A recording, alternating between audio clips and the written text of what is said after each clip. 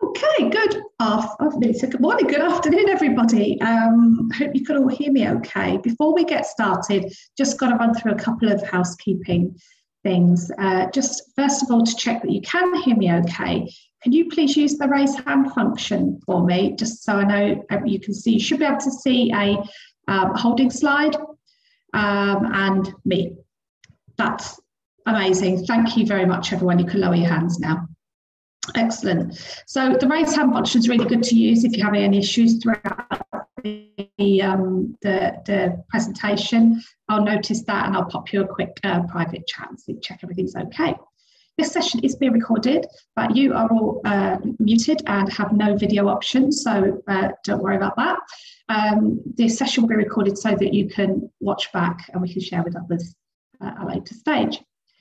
Throughout the presentation, you could use the chat or Q&A function. Ideally, if you can pop any questions in the Q&A box, that helps me in terms of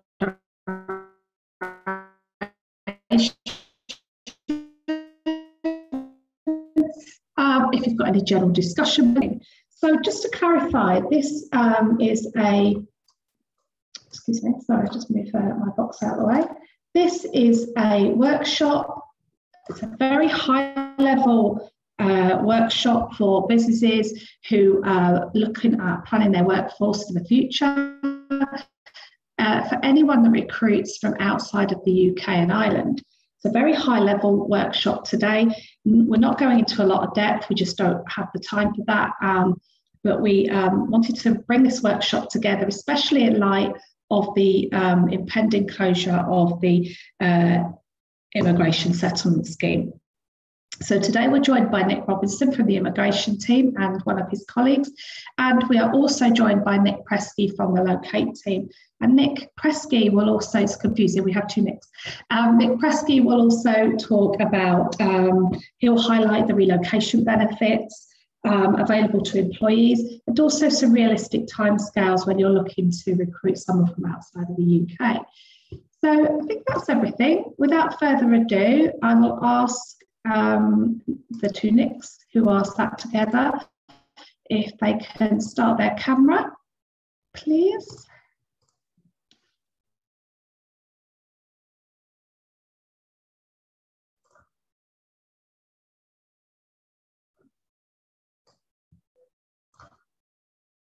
Okay, that's excellent, thank you. Please continue.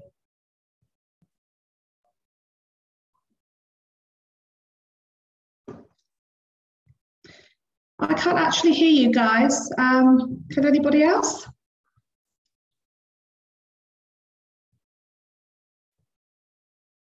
Just bear with us, everyone. Sorry, we seem to have lost the sound at the DFE end. It was definitely working about 3 minutes ago when we ran through the test. Can you hear us now? Oh, that's it. Perfect. Thank you, guys. So good afternoon, everybody. My name is Nick Robinson, representing the Immigration Service. As Rebecca introduced us, this will be a high-level presentation today. We can't cover every eventuality, but mindful that you may have a lot of questions or there may be uncertainty about recruitment of EEA nationals. I'm happy to take any, if anybody wants to email us, we're happy to do some one-to-one sessions with employers directly if it's a new thing for you. So don't feel that you can't reach out to the Immigration Service for some help, and we'll put those sessions on for you. So what I'll do, next slide. We're going to talk briefly around the border arrangements, the changes that have been made to borders following the UK's exit from the EU. I'd encourage everybody who is looking to recruit EUs or got questions in general about EU, just have a look at our immigration website. So that's www.gov/immigration. And on there, we do have a section dedicated to EU, EEA, and Swiss citizens. So we've tried to set out some of maybe the key high-level concerns or questions that EUs nationals may have when coming to the Isle of Man, be that to visit, work, study, settle, and what they can expect and the documents they would need to have in their possession when they come through the border. As I'm sure most of you are aware, that the Isle of Man introduced an EU settlement scheme along the lines of the UK's. And for the last 2-3 years, I think it is now, we've been encouraging EU nationals who've been living in the Isle of Man to register for that and get a status in the settlement scheme. Majority of people, I think we're just short of 2,500 on the island, have applied and now have a status. That status allows them, it protects their rights to live and work on the island and allows them to travel freely through the border without coming under immigration control in the form of, say, a worker migrant visa, which I'm sure we'll get onto. So if you hold an EU settlement scheme status, you won't need to be subject to any other immigration controls at this moment in time. For those EU nationals, and we've done a number of presentations to hosts of EU nationals. I think the most successful one that we were invited to actually was from the Portuguese Consul General in Manchester, which they arranged with their Portuguese nationals. And what we learned at that presentation was that the Portuguese were very astute as to the needs for the settlement scheme. Most of them had actually registered using the UK scheme. The reasons they told us were that in the UK you get a digital status, and that allows them quicker travel through the UK border, especially as the UK are introducing e-gates. So that was really positive news and demonstrated that the EU nationals actually have got a really good awareness of the scheme and what they need to do. The Isle of Man offering for the EU settlement scheme, whilst it mirrors the UK's, we're not in the position technology-wise to issue a digital status. So we issue our own letters, which nationals will keep with them and use to travel. But we are working on a development with the UK where we will share data with them on the status of EU nationals, so that people who just hold an Isle of Man EU status will be on the UK database, which will then allow smoother travel for them through the UK border as well, so as not to be disadvantaged. And it also then aids people who decide, for whatever reason, to move from the Isle of Man to the UK and need to provide a status to the UK, be it a landlord or an employer, through the check and prove service that the UK offer. So that was deemed to be worthwhile for EU nationals. So as I say, there is a really good awareness out there already from EU nationals as to what they need to do. In terms of border arrangements, EA nationals now, they're classed as what in immigration terms is a non-visa national, i.e. they don't need a visa to come and visit the island. They can come, turn up at the border and get a 6-month visit along with other non-visa nationals. Being a visitor, though, does contain certain restrictions, the main one being that they can't work whilst they're in the Isle of Man as a visitor. And I think recent events sort of that we've seen caught a couple of people out in that respect. So that's one thing that people weren't aware of. They're just here as a general visitor. Likewise, they wouldn't be able to come into the UK, the Isle of Man, sorry, as a visitor, and then apply in the Isle of Man to stay here for a worker migrant, for example. And another key change that EU nationals will notice is that when applying for a visa, these people, sorry, let me just clarify, these are people who don't hold an EU status, under the settlement scheme. And they need to apply for an Isle of Man immigration visa. They would then be subject to an English language requirement, which again is something they've never had to do before. Free movement has never provided that requirement. So those are the sort of major changes. Apologies, I ran into that very quickly, but if you've got an EU settlement scheme status, you're fine. You can come to the Isle of Man, you can work in the Isle of Man as they have been doing now. Most people resident on the Isle of Man have already done that. It's for people who haven't lived in the Isle of Man previously, are coming here new they would then be subject to immigration control if they wish to do anything more than visit. Thank you. So, as I guess this is the topic of interest, it's about recruitment of EU citizens and the changes that the UK's withdrawal from the EU has brought. More complicated in that they can't, as I just said, they can't literally just come here subject to a work permit work for an employer in the Isle of Man. If they don't hold an EU settlement scheme status, they would need to make an application out of country for an entry clearance application. And that would be under the worker migrant process that those of you who are familiar with recruiting with foreign nationals will be familiar with. That means confirmation of employment would need to be requested from the Immigration Service. They need to do that. They need to make an application from outside the Isle of Man for that status, and that would be the application will not be considered in the same way any other worker migrant application would be.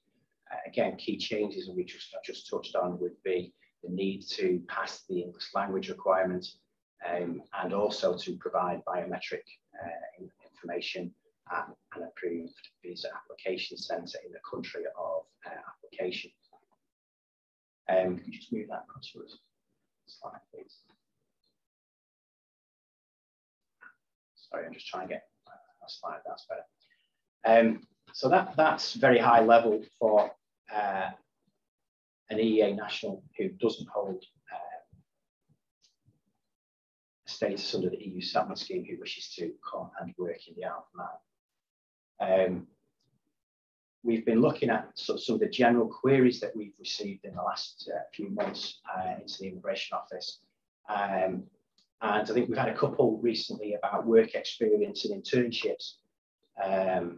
So there is a route under the Tier 5 temporary worker through the government authorised exchange scheme. And that does provide short-term employment for people looking under the intern route or just coming here for work experience. But on a temporary basis. Employers, any prospective employer would need to hold a Tier 5 sponsor license and would be responsible for sponsoring those individuals wishing to come here to work or experience work or do an internship for that period of time. And the sponsor would need to be endorsed and approved by the Department for Enterprise. It's not actually as complicated as it probably sounds, and anybody who would be interested in doing that, again, the Immigration Service will be happy to sit and discuss that on an individual basis and handhold you through the process to make sure that is as easy as possible for you. I've thrown the visit visa up there because, again, I've had a couple of interesting queries on this recently. And whilst people coming to visit can't work here, there are certain permitted activities under that route. And I think one particular one we've had recently was where it was a German company were helping build somebody's house on the island and had to have a break through COVID, but needed then to send their engineers back to complete the build. And they didn't know how to do it. Well, actually, there is not discretion, there is the ability within the visit visa route for those employees to come back now because they're not actually physically being paid for the work they're doing in the Isle of Man. They're subject to a contract that's already been paid. They can come back and do the installation or dismantle or carry any repairs or do any servicing that's needed. So that is a route that may appeal for people who've got contracts, say, with a European company who previously didn't need any authorization to come here or potentially work permit. They would need to get a visit visa. There is the ability within that to make those provisions. And also, if people want to come and do general business activities, so Europeans, everybody's got a head office in Europe, or they can come and attend meetings, conferences, carry out general business activities. As long as they are not working and being paid in the Isle of Man, they would be able to come on a short-term visit. So that gives a bit more flexibility rather than going through a full-on worker application. Visit visas can be, although you've still got to apply for them online, you can still do that relatively quickly. It's a quicker process than going through the Worker Minded. You just need a letter of support from the employer, just setting out very briefly what the individual will be doing when they're on the Isle of Man.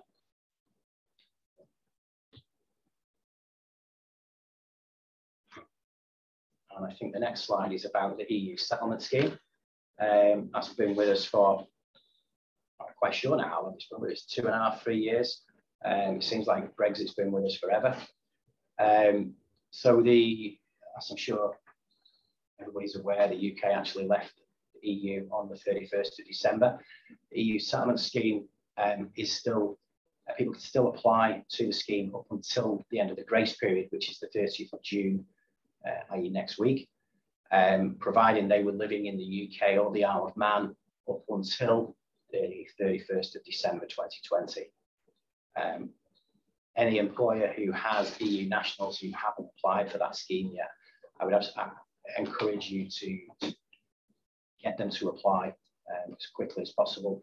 Again, we've done quite a few visits with employers of high volume EU nationals, and have even done pop-in sessions where we've assisted taking application forms off them. So again, that offer will remain there, but we've only got a short period of time now to do that.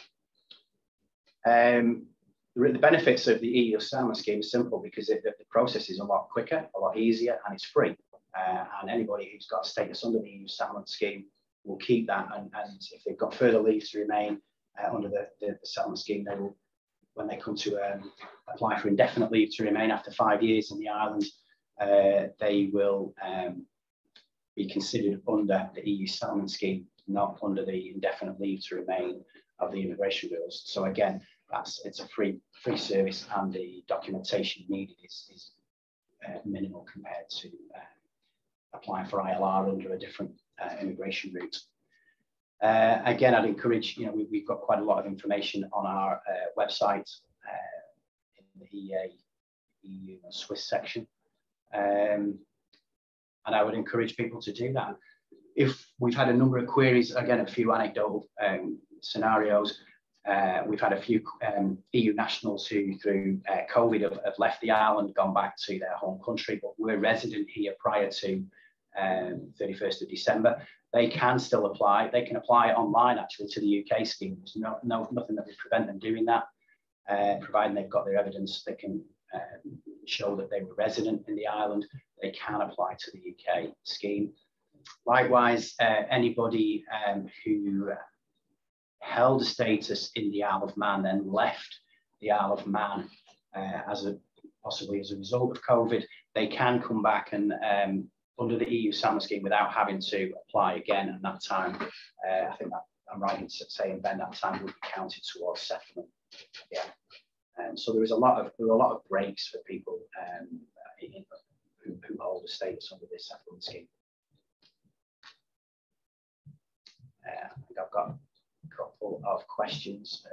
Becca, do you want me to answer questions now, or do you want me, how would you like me to deal with that? It's completely up to you, Nick. If I think perhaps answer these two questions now, if you're happy to do that. So I'll read them out. So because just so that all the attendees know the questions being answered. So somebody has asked, does an EU national carrying out servicing activity on the island under a visit visa need to obtain a work permit or not? That's a good question. I'm not sure. I need to find out. Under normal circumstances, the Control of Employment Act says if you've got an immigration employment document, then you don't need a work permit. But a visit visa, I'm not aware that is an immigration employment document. So there may well be the requirement there for a work permit to be obtained, but I will take that out and have a chat with colleagues in the work permit division. It's a good question. Yeah, thank you, Nick. I'll find out who said that and send that over for you. Another question here: if a person is married with someone from the UK and has a child, do they need to apply for the settlement scheme? Yes, they should do. If they're an EU national, they should do, yeah. Excellent, thank you very much. That's all for questions at the moment. Apologies if that was rushed. I know we appreciate there's a lot of information there, but as I say, and Rebecca can share my email, and I'm happy, if anybody wants to reach out and ask more specific questions, or if you come to recruiting EU nationals and you want to walk through the process, we'll be happy to help that. Nick, just before we move on to Nick Presky, just have another question come in. I am the chairman of the Dental Association. What about health visas? Health visas in what respect? Not sure. If we could, dentists with self-employment. Yeah, I can sort of chip in on this one. It's something that came across my desk about a month ago. We're currently looking at how we can try and accommodate that. It has gone up the chain, if you know what I mean. So it's something that we're looking at to try and see if there's a possibility of a rule change. So that's an active piece of work that's already going on. We've been in discussions with Manx Healthcare, and I think they've been working closely with the dentist and the Dentist Association. So between the two of us, we're going to put a paper together and then put that forward, requesting a rule change. Whether or not that happens or not, I can't guarantee it. But it is something that is currently being worked upon. Yes, that's great.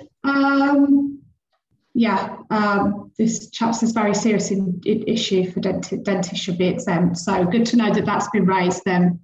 Yeah, no, to be fair, it was raised a month ago and papers have been done, and they're now, trying to come together with one paper. I think it needs to go to COMIN, if my memory serves me rightly. But there is a protocol that we need to go through. It's not something that we can just, change at the drop of a hat. There is due process, and we're well on the way with that. When an answer is likely to be, I can't really comment. There are some people that I've been dealing with on this that I will update them, once I come out of this meeting, to try and work out when that's likely, to happen. Excellent. Thank you very much, Nick. Another question just before I move on to your section. Can an EU national attend board meetings of an Isle of Man company for which he or she is a director?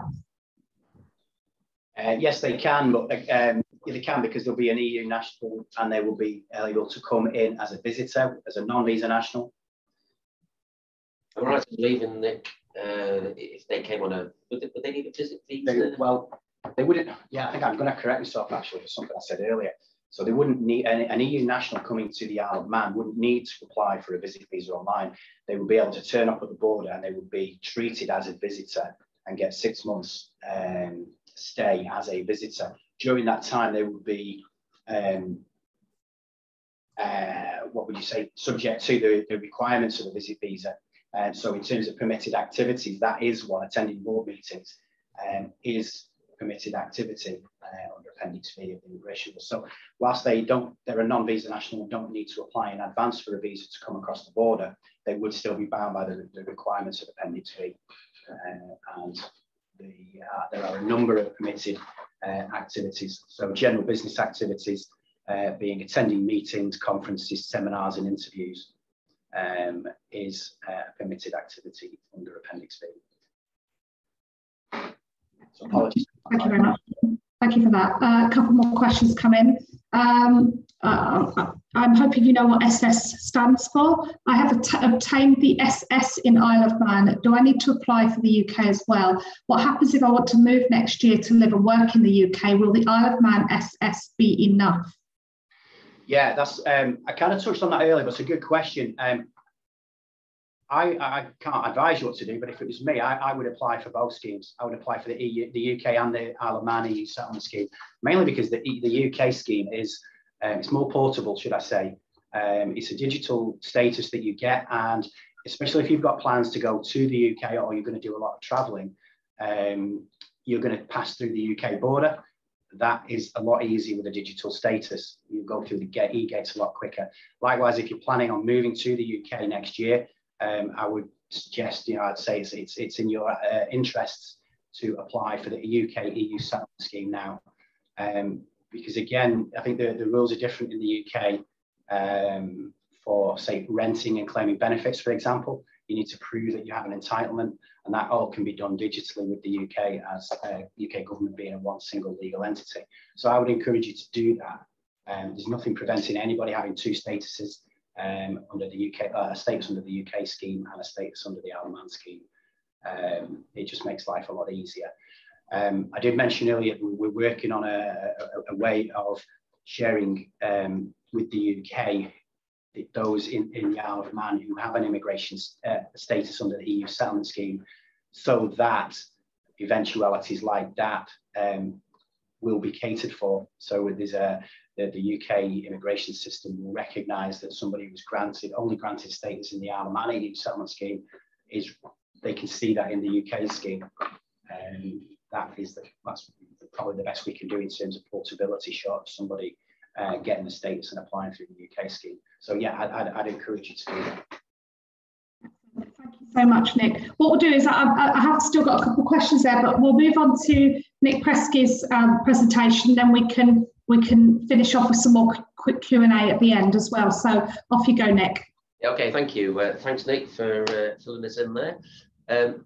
Somebody asked me if I could just comment on the timescales and forward plan, because I think that's quite important, particularly if you are looking to employ somebody. Is how long is it going to take, particularly when these people will be coming, via an immigration route. As I see it, there's three main strands to this. First of all is the actual immigration process. That is how long it will take once everything's in for the application to be processed. The second thing is the notice period that the person that you are looking to employ might be on with their employee, their previous employer.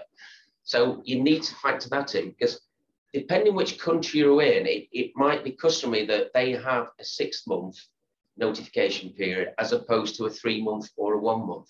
So that's the sort of things that I think you should also, factor in to this particular timeline. And thirdly, if somebody is looking to come via the immigration route, you need to get them immigration ready, right? If I was employing somebody, you're going to take them on, but what you don't want them to do is to start the paper chase for their immigration paperwork the day that they've accepted the job. The reason for that is if they need to go, say in South Africa, they need to go to a government body to get a key document from them, might be a birth certificate, a marriage certificate, or something like that. They might take, 3 or 4 months themselves. So it's really important, if you're going to work with people, if you can try and make sure that they're immigration ready, because by doing that, you're going to compress that time considerably to purely the actual immigration process and the notice period. So I can't really say how long that could take. That can be anything from, say, 3 months up to 9 months, depending where you are taking those people from and the circumstances. But I think it's very important if you can get that person immigration ready in terms of paperwork, because the rules will tell you what you need to have ready and the type of paperwork you're going to require. So a lot of that could be prepared in advance. But I do tend to work with people who specialize in this, and they have candidates. And basically what they do, they get them all immigration ready first so they can cut down that window that it will take to get them from the country into ours. In terms of business migrant, Nick, how long are we talking roughly once everything's in, perfect and correct? For the process? Yeah. Okay, we aim in the immigration service, we aim to turn around any visa application within 28 working days of the day we receive it. I think those of you who use us regularly know that we've got a backlog at the moment as a result of the COVID, which we're working hard to clear. But speaking generally, once an application has been made online, it can take probably 2 or 3 days to come to us from the UK. We then aim to have that turn around within 28 working days. Wherever possible, we will aim to do that quicker. I'll first hold my hands up that at the moment that's not achievable, but we are whittling down the numbers that we've got very quickly. I think we're almost getting to that stage now where we're at 28 days, but we have hit a backlog in the last few weeks. Going forward though, I don't anticipate that being a problem. So 28 days. 28 days, yeah. So then you've got your 28 days, your notice period. So hopefully that is the, you know, the shortest. You actually get it 28 days plus their notice period. Yeah, and I would endorse what Nick says. I think it's a very good solution that the more work for a national can do during their notice period to get immigration ready, make the relevant application, the better it is for all concerned, because it does narrow down that window of waiting for the application to come to the Isle of Man to be considered, the decision to go back, and the passport to be stamped and issued. So I would endorse that. So, okay, I was also asked if I could just run through a couple of the incentives. I mean, the people that we're talking about here are people outside the common travel area, so they will all be sort of new tax resident to the island one of four. And so let's assume that. The first bit I want to look at is the special treatment of key employees. Now, this is open to anybody, but for the purpose of today, let's assume that we're going to bring somebody in, say as a director level, who's renowned for being able to grow a business, say in the tech space. So this sort of person, we can actually allow a concession. This concession needs to be agreed by the assessor of income tax. And you know, what is that concession? Well, in essence, what the concession does, it allows this individual to bring his worldwide income to the Isle of Man at 0% for 3 years. What I would say is that the assessor will look at the business that this person's coming into. They want to make sure that this company is looking to expand. The reason for that is that the concession, if you like, is foregoing the tax that that individual would pay on their worldwide income. And a part of the description I gave earlier, this person will probably have income from multiple sources in different territories. So it's a real nice sweetener for them to be able to bring that to the Isle of Man, you know, at 0%. But don't forget, our assessor of income tax is forgiving the tax on that. So there's got to be something in exchange for us. And ideally, if this person's going to come in and grow the company, employ more people, then obviously, you know, it's worthwhile doing this, because this person is going to help that company, you know, achieve its goals. The second one, which hopefully most people will be familiar about, it's the National Insurance Holiday. So this is for new residents to the island and returning students. In terms of new residents, when they come to the island, they can be here for, say, 11 months before taking a job. But there is a period over which, if they don't take employment, that this national insurance holiday will not apply. So they have to find employment within 12 months. And also students, it's slightly different for students, because they're allowed to come back to the island within 5 years of successfully completing the course. The reason we've done that is we're hopefully trying to, you know, attract students back who've left and want to return. I think it's probably quite positive that students can go and experience, you know, life in the UK or further afield, but at some point they probably want to come back. So we wanted to try and incentivize them in that way. In terms of what they will get back, they will get back the first year's national insurance contribution.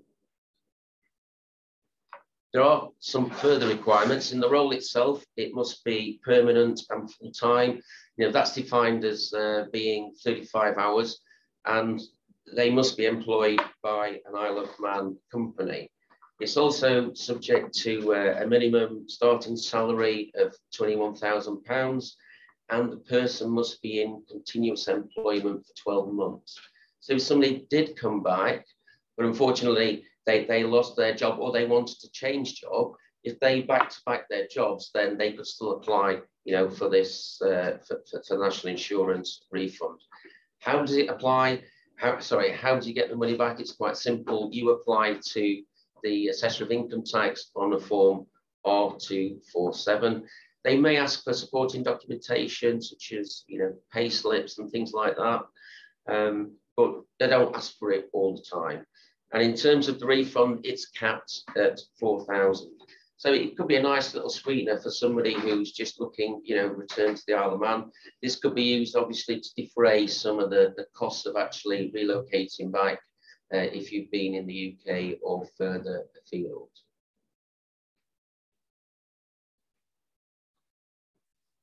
Right, in terms of this scheme is really there to, it's almost like a grant to help companies relocate people onto the Isle of Man.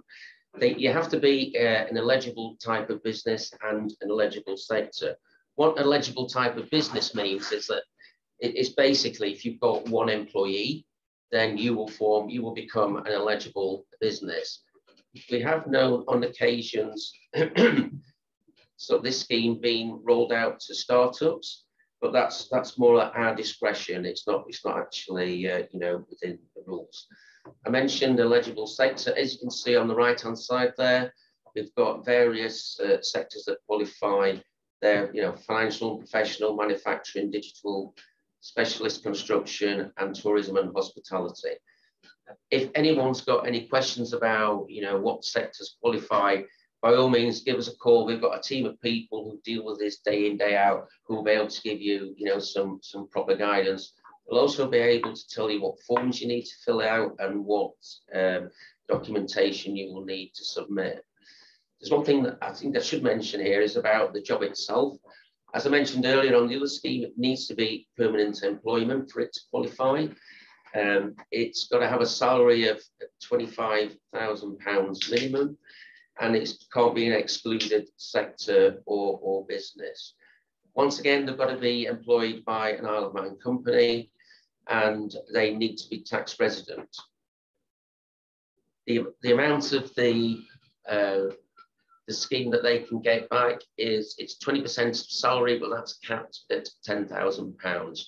You can actually apply for this scheme for backfill roles, which basically means if somebody's offered a job somewhere else, then it is possible to apply to the department. We'll consider, you know, providing you with this sort of incentive to backfill a particular position. What I would say on all of these things, they aren't, it's not retrospective. You need to apply upfront and complete the paperwork prior to claiming anything back. Finally, this is just sort of, you know, quite hot off the press. This is once again to try and, you know, encourage graduates to come back. So which roles qualify? It has to be a full-time role, and the job itself must be a minimum RQF of level 6. That will be judged by looking at the job description. Ideally, what we want this to do is to grow the headcount of the company or a particular department. And of course, as with most of the schemes, there's a minimum starting salary to apply to this, which is £21,000. I mentioned earlier that the grant is not retrospective. So once again, make sure you fill out the paper in advance. This scheme is capped at £6,000 and it represents 20% of salary, as most of the other schemes are. It's paid to the employee 12 months. Sorry, the employer has to be in employment for at least 12 months and in full-time employment. The NI insurance holiday can also apply. That has a maximum of 3,055 per employee. So the graduate, you can get this incentive, but also they can apply for the national insurance incentive as well. If there's any doubts, you know, please come and check with the department that if the role is particularly eligible. Part of the process that they will look at is we will need a business plan showing what the workforce is, what the salaries are, and importantly, we must see a job description for the graduate and also that they have sort of a development plan in place. Because, you know, we do want to try and grow these people and give them a good opportunity, you know, within the Isle of Man economy. Okay, well, that's me. Any onto the Q&A? Okay, I have got some more questions. Thank you, Nick. It's really useful. So to go back to the Q&A. Okay. Does someone with pre-settlement status that also qualifies under the work permit exemptions need a work permit, or do we need proof that they have this status?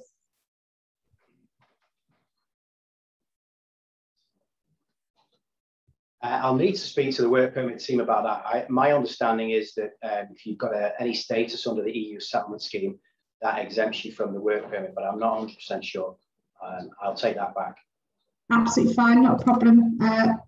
Nick, I'll make sure that was answered for the attendee that put that through. Can a person hold both a UK and Isle of Man immigration status at the same time? Does this only apply to the settled scheme? No, you can hold two statuses, UK and Isle of Man at the same time. There's nothing prevents you doing that. Thank you. If you enter the Isle of Man from Ireland, do you need to apply for the UK scheme? Yes, if you're an EU national and you're not Irish, then yes, you would need to. But you could only do that up until the 30th of June. And you'd have to then be of evidence that you were living in the UK or the Isle of Man before the 31st of December 2020. So if you're coming over from, as an EU national coming over from Ireland now, then no, you wouldn't be eligible for the EU settlement scheme. Okay, yeah, thank you, makes sense. Thank you, Alex Gibson. Isle of Man immigration typically turn applications very quickly, a few days in my experience. Thank you. Good to hear. Right. What would happen if an existing employee who is resident on the Isle of Man forgets to apply for their SS status and misses the deadline? What would be immigration's response to this? Would they have to then apply for a migrant visa with the worst case scenario, need to leave the Isle of Man / their employment until the visa is approved? Yeah, it's a very good question. I'm trying to be as diplomatic as I can in answering this. People should apply before the deadline at 30th of June. There will be exceptional circumstances to be considered where somebody hasn't made that application. I've got no hard and fast caseworker guidance on this or policy. It would be looked at on a case-by-case basis. If it's simply somebody who's been in the Isle of Man for 6 or 7 years and just has forgotten or whatever, then I'm sure there will be a degree of leniency in the first few weeks, but thereafter, really no, the deadline is there to be adhered to. Would they have to then apply for a migrant visa, worst case scenario? Can't answer that question. It's a really hypothetical one, Lisa. It's a very good one. I wish I could give you a definitive on that. I don't know. It's not happened, and we'd need to take legal guidance, I think, if that ever happened. So apologies that I'm sort of fumbling around for an answer, but I can't give you a definitive on that, actually. It's a very good question. It is a great question, and as you say, Nick, I think let's try and get everyone applying before the 30th as much as we can, which will help, obviously. Hopefully this is an easy one for you. It's a graduate scheme for new graduates only, 2020.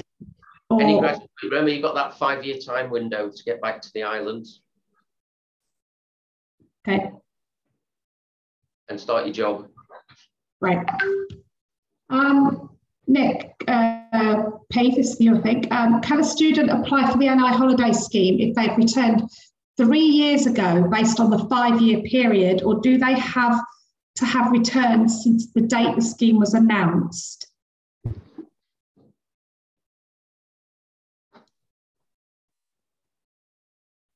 I'd have to be honest with you, the NI scheme is actually run by Treasury. I would have to go and ask them, specifically on that. We just administer it, but Treasury are the ones who actually, make the payment. So I'm quite happy to go back offline and ask somebody on that.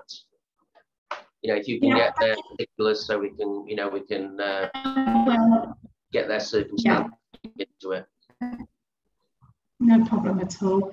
Another question here. I am an EU national and my contract in the Isle of Man is due to end in a few weeks. I'm considering looking for a new job in the Isle of Man instead of returning what is the incentive to me or my potential Isle of Man employer? Well, hopefully, you've given some incentives already, Nick. Yeah. All those incentives will apply. Yeah, absolutely. And employers are very, very aware of all these incentives as well. Don't forget some of them, depending what it is. If some of them are just for new tax residents, and if they've been on the Isle of Man before, some of them will be disqualified, because they're not new residents to the island. Part of these schemes is to encourage people to come to the island if they're already here, or they've paid tax before within a 5-year period, then they won't qualify. Yeah, makes sense. Sorry, I've lost my little Q&A box there. Where's it gone? Okay. Forgive me if you may have already answered this, I just want to double check. Does someone with pre-settlement status that also qualifies under the work permit exemptions need a work permit, or do we need proof that they have this status? Oh, we've done that one, haven't we? Done that one? Yeah, I'm going to take that one away and come back. Oh, that was it. Yeah, sorry, apologies. That's why I didn't move it. I'm getting confused with my questions now. It's fine. And for the UKSS, do we need to apply now, or can I apply next year if I already have the Isle of Man SS? No, you need to apply before the 30th of June. As long as you were resident in the Isle of Man or UK before the 31st of December 2020, then you need to apply before the deadline, which is the 30th of June this year. Don't delay. Apply today. Yeah. Not long to go. Any more questions? Okay, one just come in from Paul Neen. What is the best or only route for a South African national to apply for an Isle of Man role? Is the only option to go through the Tier 2 sponsored application, and or are there any waivers depending on the role type, nature or term of employment?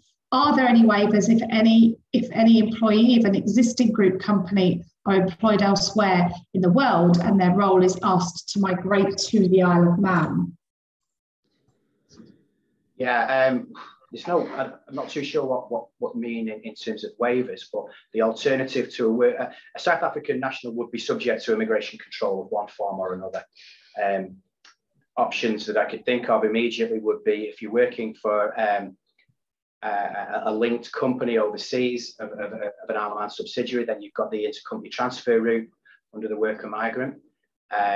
If you're wanting to come and set up your own business, you could come as a business innovator under the startup, a business migrant under the startup route. What we also find with a large number of South Africans is that they may have some UK ancestry. I think it's back to grandparents. That is an alternative route that people don't often realise that, so if you've got UK ancestry, that may be something to explore as well, which is a relatively simple route to comply with. Yeah, thank you, Nick. Anything, Paul? So let's see if there are any more questions. Myself and my children have been residing in the Isle of Man for 4 years. We are EU nationals. My children are about to apply to UK universities. Will they be considered Isle of Man residents in terms of schooling fees? I can't answer that from an immigration perspective. I don't think that's an immigration question. That's more about grants, isn't it? I don't know. It's a grant question, I think. Yeah, I think it depends on the university themselves in the UK of how they are, how they treat us. I do know from a little bit of my own experience with my own, children, that they do tend to class Isle of Man different. But whether or not, I think the question here is, will the EU settlement, if they did through the UK, make it any different for them? I don't really know. I think that's more the admissions process of the university that they'd be going to, not so much, an immigration scenario. But I wasn't sure whether you've got status under the UK or the Isle of Man scheme. If it's only the Isle of Man scheme, maybe worth applying under the UK scheme as well this week. and get a status under that, just in case that does make any difference? Yeah. I really don't know, but it wouldn't do any harm. I think that would be the logical thing to do, because then at least you've got, if it does make a difference, Yeah. you've got it, whereas that's shortly going to disappear. Yeah. Yeah. Thank you. How much will a visa cost for EEA nationals? It depends which route you're coming in. So if you're coming in as a visitor, there's no fee. If you come in as a worker migrant, am I going to get my figures right now? If you come as a worker migrant, up to 3 years, is it £704? I may need to be corrected on this. That's for entry clearance. If you come in under the health and care visa, you qualify that route, I think the fee drops to 234. I may not be 100% on, but I'm not far off on those figures. That's as a worker migrant.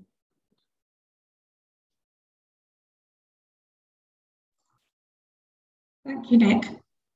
I'm just bringing up, somebody's just asked for the holding slide with your contact details on, so we're just bringing that up, back up for everyone so they can see that, and bear with me.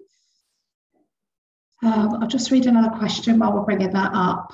Regarding the NI insurance holiday, does the employment have to be continuous for 12 months, or are there concessions as a result of COVID, for example? For example, you know, what if you've worked for 13 months but have a gap of employment of 1 month? Don't know if you can answer this one, Nick Presky, or... No, I think it's a very topical question. And I think it's something it's certainly going to be, you know, some people are going to be knocking on our door about. I don't know the answer. I don't know if extenuated circumstances, you know, would apply in this situation. But I think it is a good question, and something I think we should probably clarify, and, you know, clarify pretty quickly, because this will have happened, you know, to people. When the scheme was originally launched, it was a case of, you know, so long as you were continually employed, you could swap employees, you know, that wouldn't be a problem. Employers, sorry, that wouldn't be a problem. But obviously with COVID, that has put a whole new, you know, perspective on it. So I think that's something that I'll certainly, you know, take away and mention to the team. It's not something that, you know, that we administer, but we'll need answers on this. And I think, you know, it is a very good question. Yeah, thank you, Nick. And that's quite often why these sessions are really useful, because they do bring up other questions from people that we weren't aware of. So that's useful. If there's anyone in that room that could share the screen there again, that'd be great, just for the last slide. If not, just to let all participants know that we will be sharing the slides, so the contact details will go out on the in the follow-up. So please don't worry if you don't see that today. Just got 1 or 2 more minutes. Just very conscious of everybody's time. If there are any questions, anything else, either of Nick Presky or Nick Robertson, you want to cover before we close? I saw a question on there from Katerina about the processing times from an immigration application perspective. And I think she said she'd spoken to somebody in the immigration. It can take up to 3 months. And just to give some clarity around the 3 months, I think we were asked a few years ago to try to give a guide to employers as to an approximation of how long an immigration process could take. And I think we came up with this 3 months, and that was from the date that an individual made their application for entry clearance online to them actually joining the company. And I think that's sort of evolved a little bit, and maybe it's perhaps lost a bit of clarity out there. 3 months is a worst case scenario. It's very difficult to try and pin us down to a definitive time frame. I would say between 2 to 3 months. I think that's more realistic. 3 months was something at a time, I think, round about when the summer happened. When it's summer, the UK are inundated with applications because people want to come and visit. So they see a massive increase in the amount of their visas. Because our visas are currently routed through the UK's system, it can take a little bit longer to come to us. So we try to sort of manage expectations on a worst case scenario and come out with that 3 months. But what I wouldn't want to do, I wouldn't want the message to get out there as a scare tactic that, crikey, it takes 3 months to recruit somebody or go through the immigration process. It's always difficult when you're asked to sort of give a guesstimate. So that's why we came up with the 3 months, just to try to manage the expectations of businesses to sort of say, well, start forward planning now and get people, as to use Nick's phrases, to get them immigration ready. But I would say it's more realistically 2 to 3 months from the application being made online, considering that not only have they got to make an application online, they've then got to attend a visa application centre to give biometrics and support and documentation. That application is going to be routed to the Isle of Man. It needs to be considered by an immigration officer in the island.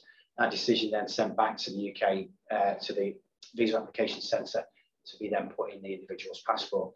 So that's at a very high level the process that an individual will go through for an immigration process. So that's really where the time gets eaten up. Yes, to get your biometrics appointment though can be it can be difficult, and especially and again, you know, we're talking about, if we're talking specifically about European nationals, you know, a lot of European countries are still in lockdown, and so travelling within Europe at the moment is a task in itself. I've heard, so that too can also add logistical difficulties and timeframes to sort of any recruitment process. So that's perhaps how I would try to manage that message of the 3 months. The team will give that answer, you know, roughly how long does it take? They'll say, yeah, roughly 3 months. But being realistic, I'd say it's more 2 to 3 months. And I would err on maybe two months as opposed to 3. But if you could plan for that in your recruitment, it may assist you. So hopefully that helped, Katerina. Yeah, I've just got one final point really. Something that we've come across is people who are travelling into the UK. You know, they think they just have the right of passage straight away through to the Isle of Man. Unfortunately, the UK do control their borders and they have their COVID policies. So we have found people, you know, they have had to isolate in the UK before coming into the island. So it's just something to have in mind. Hopefully that's going to disappear, you know, pretty quickly. You know, obviously we're relaxing our borders a little bit, but don't forget, most of these people have to travel through the UK first. And unfortunately, we are in their hands on that because they are treading on their earth before they hit ours. So just bear that in mind that, you know, particularly if you're a red country, then that could be very difficult to get here, you know, timeously. You know, you might have to isolate for at least 2 weeks in the UK. So the message is really keep an eye on, you know, what's actually happening in the UK and their isolation policies and their COVID border framework. That's all. Thank you very much, both of you. Just conscious of time, just going to finish off very quickly. Do you have any user-friendly guidance that could be provided to new recruits in relation to applying for COEs and their visas? And thank you for your time today. Yeah, what I can do, Rebecca, is share the links on our website. So we've tried to make our website, if you can ever make an immigration website user-friendly, I don't know, but we've tried to sort of make it user-friendly. So people coming to work, we have a big blue button that says work, and then it links through to guidance documents for either the employer or for the worker themselves. The employer guidance really focuses around what does an employer need to consider and what documents do they need to provide when applying for a confirmation of employment, which in essence is just confirming that we actually are going to recruit this person. This is the job and the job description, and this is how much we're going to pay them. The guidance for the applicant themselves is how to make their application online through the UK. So again, that can be accessed through our website, which is gov.in/immigration. Any employers, I'll repeat the offer. Any employers who are going through this process for the first time and aren't sure, if you want to reach out to me directly, I'll give you my email in a minute. I can arrange for officers to come and do a visit and sit down and talk through the process with you. to give you, more one-to-one focus if that helps. My email is nick.robinson@gov.im. But we have done that with a number of employers who've asked that. We did it certainly with the EU settlement scheme. We did quite a few pop-up visits with different employers to talk to employees about getting onto the EU settlement scheme. But for those who don't qualify for the settlement scheme and you're going through the worker migrant process for the first time, appreciate it can be daunting. We're happy to sit and help if we can. Can I just pick up on a point that, we sometimes get people ringing us, when they're actually in the process of applying, to the employee. And what's quite interesting is in that guide, it does actually give you instructions on how to complete the online application. Because we're sort of slightly different in the Isle of Man, it's important that certain things are ticked in a certain way. And by doing that and completing it in that way, it does make sure that it comes to us, I would imagine, a bit quicker, Nick. Yeah, well, one of the key developments we've got with the UK in terms of technology development was actually getting our own route mapped out on for worker migrant on their website. Previous to that, we used to be an applicant coming to the Isle of Man under the old Tier 2 system, had to apply through the UK's. So we have kind of tailored the website a little bit now, the UK's website, where it is specific to the Isle of Man and the worker migrant. So they're not asked the same kind of questions that a UK Tier 2 applicant would be. And you're right, Nick, our guidance does try to, it is like step by step for the applicant with the various codes that they need to use and the various prompts at certain stages. So I think that's useful. We've put that together from doing dummy applications ourselves. So I'd encourage applicants to sort of look at that when they're making their application. Thank you both very much. Really, really informative. And what I'm going to do is, when we close today, I'll follow up. If everyone could just allow a couple of hours for the Zoom recording to upload and do its thing, I'll send that recording through so you can rewatch and share with your colleagues. And in the meantime, I'll get the slides and any useful links. I'm sure both Nick Presky and Nick Robinson can share those with me, and then I can forward them on to you all. So thank you both very much for your time today. I know that there are still more questions, and as Nick has very kindly offered, you're welcome to email and book in one-to-one appointments with immigration to go through any more concerns and questions. So thank you very much all for your time, and we'll see you again soon.